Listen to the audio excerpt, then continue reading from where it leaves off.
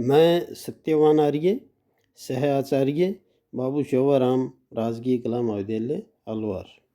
प्रिय विद्यार्थियों, पूर्व व्याख्यान में हम जयशंकर प्रसाद जी के प्रसिद्ध ऐतिहासिक नाटक चंद्रगुप्त की व्याख्या को पढ़ रहे थे और समझ रहे थे।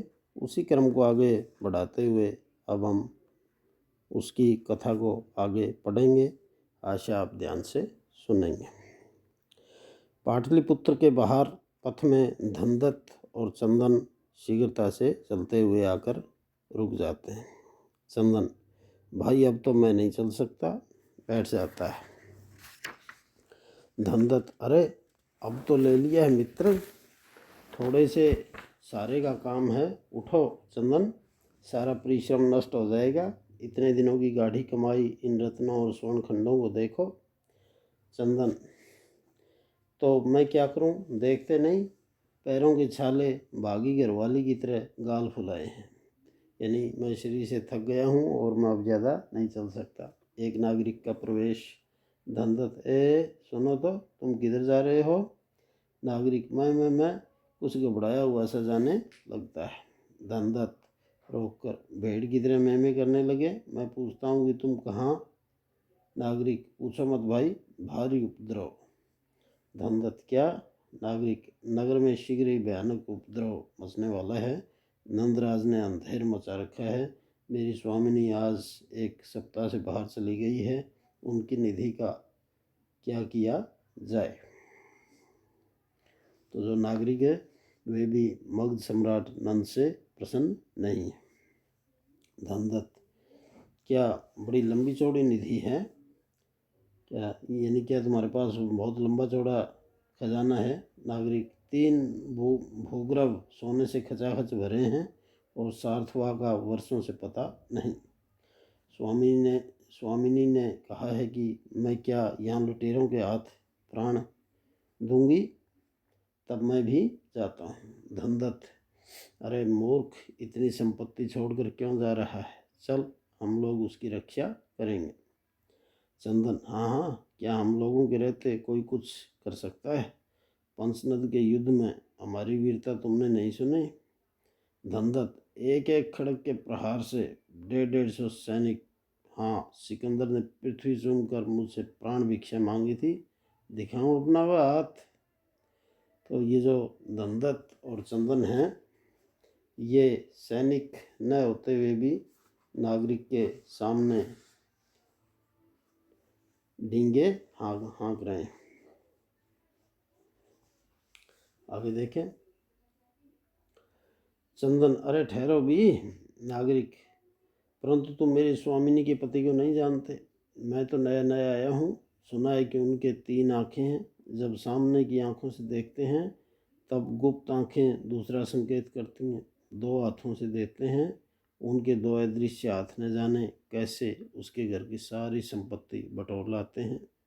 सहस्रों योजन की लंबी यात्रा करते हैं, हज़ारों किलोमीटर की लंबी यात्रा करते हैं, किंतु गिद्ध की तरह उनकी दृष्टि अपनी संपत्ति को देखती रहती है। सुना है उनका नाम है धनदत्त। धनदत्त आश्चर्य से, क्या कहा धनदत्त? नागरिक, हाँ, उनकी स्त्री मणिमाला भी कम चतुर नहीं, ऊपर की सारी संपत्ति लेकर अपने विश्वासी मित्र के साथ टल गई है और निधि पर यक्ष का पहरा बैठा गई। धनदत्त, भाई चंदन, ये क्या सुन रहा हूँ? मणिमाला का विश्वासी मित्र कहाँ से टपक पड़ा? नागरिक, अरे वह तो रात दिन वहीं रहता था, सुना है कि स्वयं सार्थवा ने उसे भेजा था। धनदत्त, अरे चुप। धनदत्त इतना मूर्ख नहीं कि अपनी स्त्री के लिए एक विश्वासी मित्र खोज कर भेज दे। कौन पिशाच है? चंदन, चल तो देखें। धनदत्त कह रहा है कि मैं स्वयं अपने किसी विश्वासी मित्र को अपनी पत्नी के पास क्यों भेजूंगा? नागरिक, अरे वह तपस्वी है। चंदन, क्या बड़ी बड़ी जटा वाला दड़ियल? नागरिक, हाँ। चंदन, वन बिलाव सी बड़ी बड़ी आँखें? नागरिक, हाँ जी। धनदत्त, और बात बात में कहता है कि मनुष्य कुछ कर ही नहीं सकता। नागरिक, ठीक पहुँचे, यही तो उनका उपदेश है। धनदत्त, दुष्ट आजीवक, मार डाला रे, बैठ कर कराने लगता है। चंदन, कभी कभी इनको ऐसा हो जाता है। भाई जाकर एक शिविका ले आओ, इनको किसी वैद्य के पास ले चलो। नागरिक का प्रस्थान।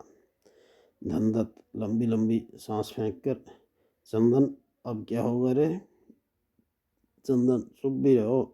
शिविका पर सब लाद कर पहले धीरे से घर पर तो पहुँच, देखो वहाँ घुसने पाते हो कि नहीं। धनदत्त, अरे वहाँ तो यक्ष बैठा है रे। शिविका पर एक वैद्य का प्रवेश। नागरिक, यह लीजिए शिविका भी, वैद्य भी।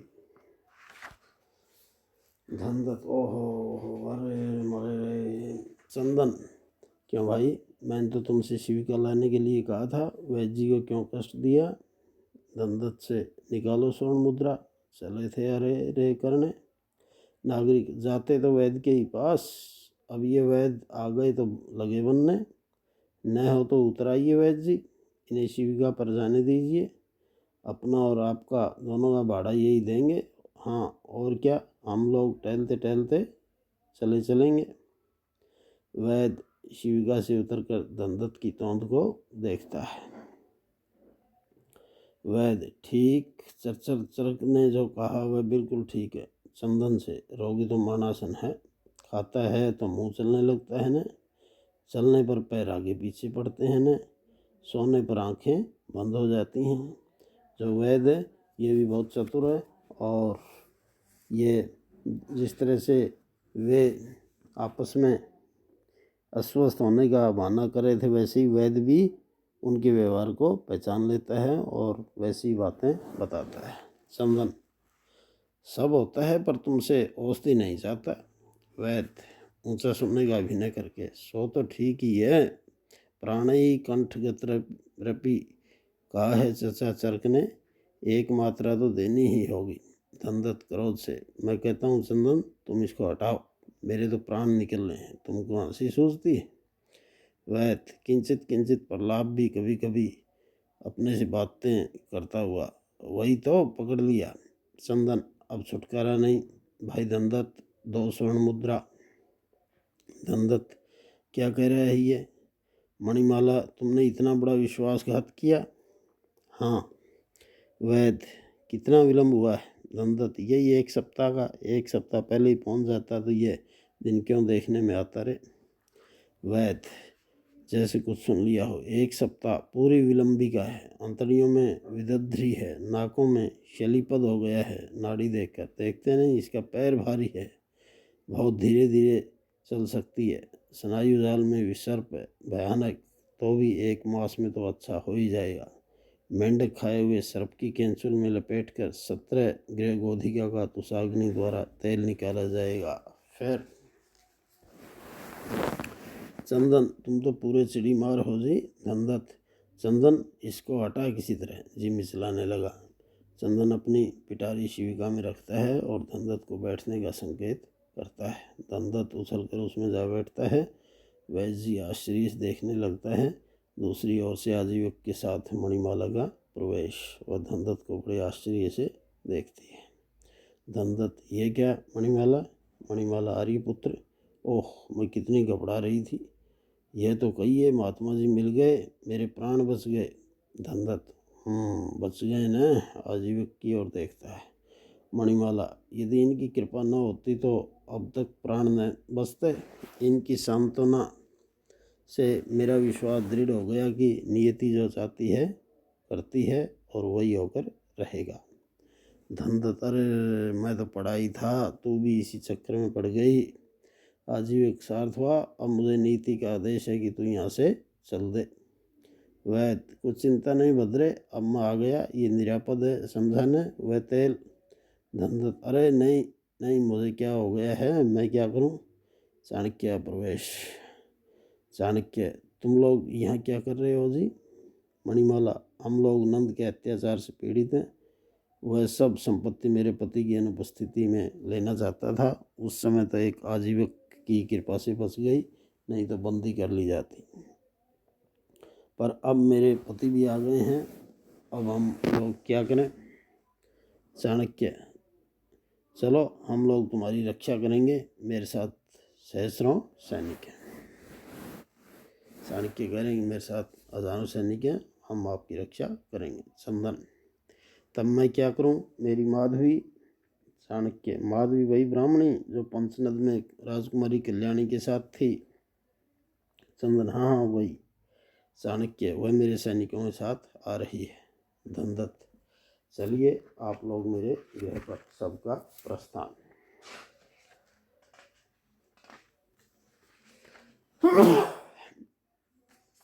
कुसुम दृश्य बदलता है।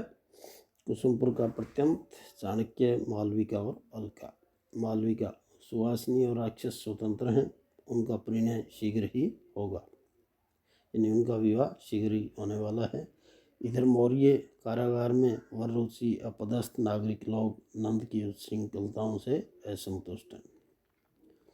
चाणक्य बात काटते हुए, ठीक है, समय हो चला है।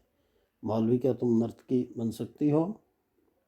मालविका, हाँ मैं नृत्य कला जानती हूँ। चाणक्य, तो नंद की रंगशाला में जाओ और लो ये मुद्रा तथा पत्र।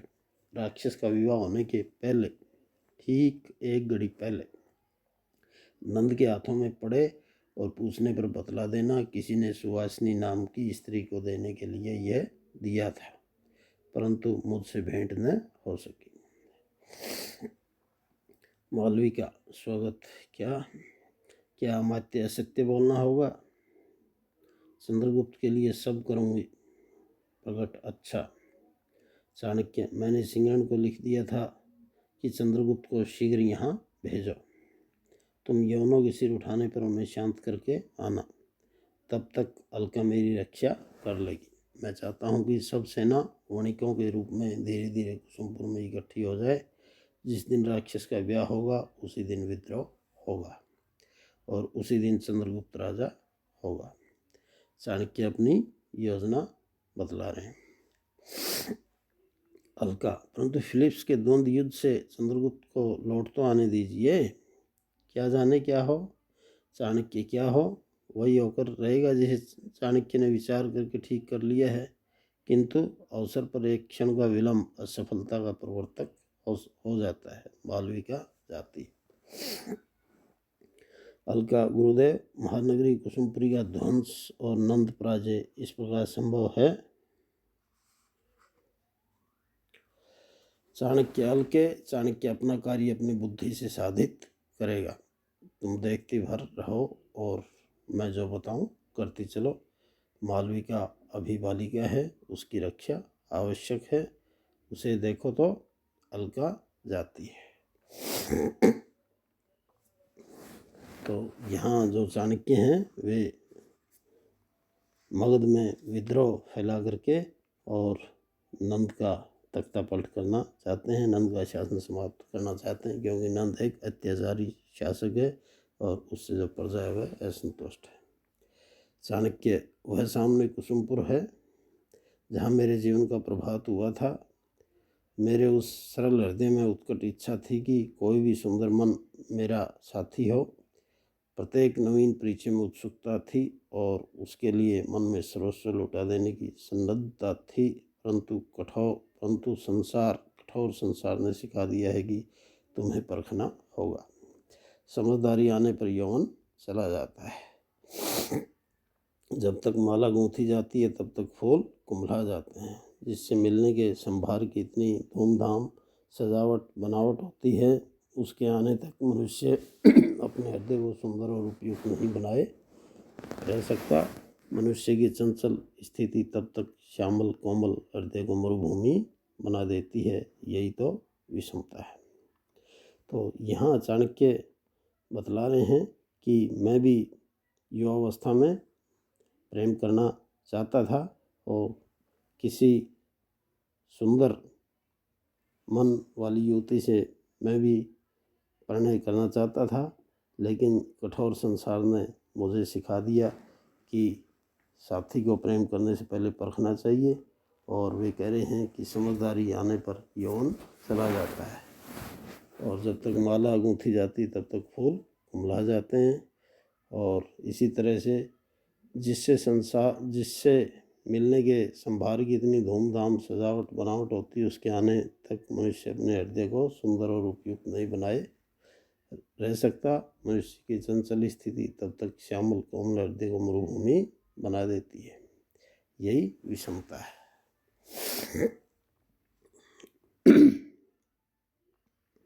मैं अविश्वास, कूटचक्र और छलनाओं का कंकाल, कठोरताओं का केंद्र। ओह, तो इस विश्व में मेरा कोई सुहृद नहीं है। मेरा संकल्प अब मेरा आत्माभिमानी मेरा मित्र है। और थी एक जीवन, और थी एक क्षीण रेखा, वह जीवन पट से धुल चली है। धुल जाने दो सुहासिनी, वह कोई नहीं। मैं अपनी प्रतिज्ञा पर आसक्त हूँ। भयानक रमणीयता है। आज उस प्रतिज्ञा में जन्मभूमि के प्रति कर्तव्य का यौवन चमक रहा है। तृणशैया पर आधे पेट खाकर सो रहने वाले के सिर पर दिव्य यश का स्वर्ण मुकुट, और सामने सफलता का स्मृति सौध। आकाश की ओर देखकर वह इन लाल बादलों में दिग्धा का धूम मिल रहा है। भीषण रव से सब जैसे चाणक्य का नाम चिल्ला रहे हैं। देखकर हैं, ये कौन? भूमि संधि तोड़कर सर्प के समान निकल रहा है। छिप कर देखो। छिप जाता है। एक ढू की मिट्टी गिरती है, उसमें से वन मानुष के समान शकटार निकलता है। शकटार मगध का एक मंत्री है, जिसको राजा नंद ने बंदी बना लिया था। शकटार चारों ओर देखकर आंख बंद कर लेता है, फिर खोलता हुआ। आंखें नहीं सह सकती, इन्हीं प्रकाश किरणों के लिए तड़प रही थी। ओह, तीखी। तो क्या मैं जीवित हूँ? कितने दिन, कितने महीने, कितने वर्ष हुए, नहीं समझ है। अंधकूप की प्रधानता सर्वोपरि थी। 7 लड़के भूख से तड़प कर मरे। कृतज्ञ हूँ उस अंधकार का, जिसने उन विवर्ण मुखों को नहीं देखने दिया। केवल उनके दम तोड़ने का क्षीण शब्द सुन सका, फिर भी जीवित रहा। सत्तू और नमक पानी में मिलाकर अपनी नसों से रक्त पीकर जीवित रहा, प्रतिहिंसा के लिए। पर अब शेष है, दम घुट रहा है। ओह, तो यहाँ जो शकटार है वो नंद के किए गए अत्याचारों को याद कर रहा है कि नंद ने उसे बंदी बना करके अंधकूप गृह में धकेल दिया और उसके 7 पुत्रों को भूख से तड़पा करके मारा। ऐसा शकटार याद कर रहा है। गिर पड़ता है। चाणक्य के पास आकर कपड़ा निचोड़कर मुंह में जल डाल सचेत करता है। चाणक्य, आह, तुम तो कोई दुखी मनुष्य हो। घबराओ मत, मैं तुम्हारी सहायता के लिए प्रस्तुत हूँ। शकटार ऊपर देखकर, तुम सहायता करोगे? आश्चर्य, मनुष्य मनुष्य की सहायता करेगा? वह उसे हिंसक पशु के समान नोच न डालेगा? हाँ, ये दूसरी बात है कि वह जोंक की तरह बिना कष्ट दिए रक्त चूसे, जिसमें कोई स्वार्थ न हो। ऐसी सहायता तुम भूखे भेड़िए। तो यहाँ शकटार का मनुष्यता से विश्वास उठ गया है, ऐसा प्रतीत होता है। चाणक्य, अभागे मनुष्य, सबसे चौंक कर अलग न उछल। अविश्वास की चिंगारी पैरों के नीचे से हटा। तुम जैसे दुखी बहुत से पड़े हैं। यदि सहायता नहीं तो परस्पर का स्वार्थ ही सही। तो चाणक्य उसे समझा रहे हैं कि तुम अविश्वास करना छोड़ो और तुम सहायता इसे नहीं समझो तो परस्पर आपस का मतलब स्वार्थ ही समझो, कि अगर मैं आज तुम्हें बचा रहा हूँ तो तुम मेरी कभी सहायता कर देना। शकटार, दुख नाम सुना होगा, या कल्पित आशंका से तुम उसका नाम लेकर चिल्ला उठते होंगे। देखा है कभी 7 गोद के लालों को भूख से तड़प कर मरते? अंधकार की घनी चादर में बरसों भूगर्भ की जीवित समाधि में एक दूसरे को अपना आहार देकर स्वेच्छा से मरते? देखा है? प्रतिहिंसा की स्मृति को ठोकरें मार मार कर जगाते और प्राण विसर्जन करते देखा है कभी? ये कष्ट, उन सबों ने अपना आहार मुझे दिया और पिता होकर भी मैं पत्थर सा जीवित रहा। उनका आहार खा डाला, उनको मरने दिया। वे सुकुमार थे, वे सुख की गोद में पले थे, वे नहीं सहन कर सकते थे, अतः सब मर गए, मैं बचा रहा।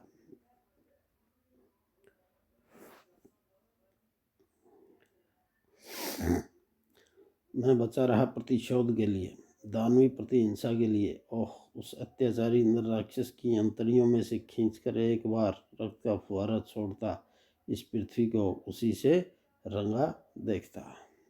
तो यहाँ शक्टार अपने दुखों को याद करके और चाणक्य को बतला रहे हैं कि आप नहीं जानते दुख क्या होते हैं, मैंने दुखों को भोगा है। चाणक्य सावधान, घुटनों के बल खड़े शक्टार को उठाता है। शक्टार, सावधान हो, वे जो दुर्बलों पर अत्याचार करते हैं, पीड़ित, बददलित, सब तरह से लुटा हुआ, जिसने पुत्रों की हड्डियों से सुरंग खोदी है, नखों से मिट्टी हटाई है, उसके लिए सावधान रहने की आवश्यकता नहीं। मेरी वेदना अपने अंतिम अस्त्रों से सुसज्जित है। चाणक्य, तो भी तुमको प्रतिशोध लेना है? हम लोग एक ही पथ के पथिक हैं, घबराओ मत। क्या तुम्हारा कोई और भी इस संसार में जीवित नहीं?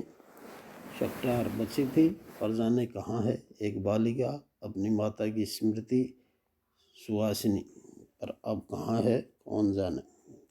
चाणक्य, क्या कहा? सुहासिनी? शक्टार, हाँ सुहासिनी। चाणक्य, और तुम शक्टार हो? शक्टार, चाणक्य का गला पकड़कर, घोंट दूंगा गला यदि फिर यह नाम तुमने लिया। मुझे नंद से प्रतिशोध ले लेने दो, फिर चाहे डोंडी पीटना। तो यहाँ शक्टार नंद से प्रतिशोध लेने की बात कर रहा है। चाणक्य, उसके हाथ हटाते हुए, वह सुहासिनी नंद की रंगशाला में है, मुझे पहचानते हो? और चाणक्य उसे बतला भी रहे हैं कि सुहासिनी कहाँ मिलेगी। वह नंद की रंगशाला में एक नर्तकी है और वे पूछ रहे हैं कि क्या आप मुझे पहचानते हैं? शक्टार, नहीं तो। देखता है। चाणक्य, तुम्हारे प्रतिवेशी सखा ब्राह्मण चणक का पुत्र विष्णुगुप्त, तुम्हारी दिलाई हुई जिसकी ब्रह्मवृत्ति छीन ली गई, जो तुम्हारा सहकारी जानकर निर्वासित कर दिया गया, मैं उसी चणक का पुत्र चाणक्य विष्णुगुप्त हूँ, जिसकी शिखा पकड़कर राज्यसभा में खींची गई, जो बंदी गृह में मृत्यु की प्रतीक्षा कर रहा था।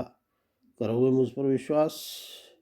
चाणक्य अपना परिचय दे रहे हैं और वे बतला रहे हैं कि मैं तुम्हारे सखा ब्राह्मण चणक का पुत्र हूँ और जिससे ब्रह्मवृत्ति छीन ली गई थी और तुम्हारा साथी मान करके जिसे निर्वासित कर दिया गया था और जिसकी शिखा पकड़कर राज्यसभा में खींची गई थी, जिसका अपमान किया गया था और जो बंदी गृह में मृत्यु की प्रतीक्षा कर रहा था। ऐसा शक्टार विचारता हुआ खड़ा हो जाता है। करूँगा जो तुम कहोगे वही करूँगा, किसी तरह प्रतिशोध चाहिए। तो अब शक्टार भी कहता है कि मैं तुमको जान गया हूँ और हम दोनों मिलकर के नंद से प्रतिशोध लेंगे, क्योंकि नंद ने चाणक्य के पिता का अपमान किया और उसे बंदीगृह में डाल दिया था।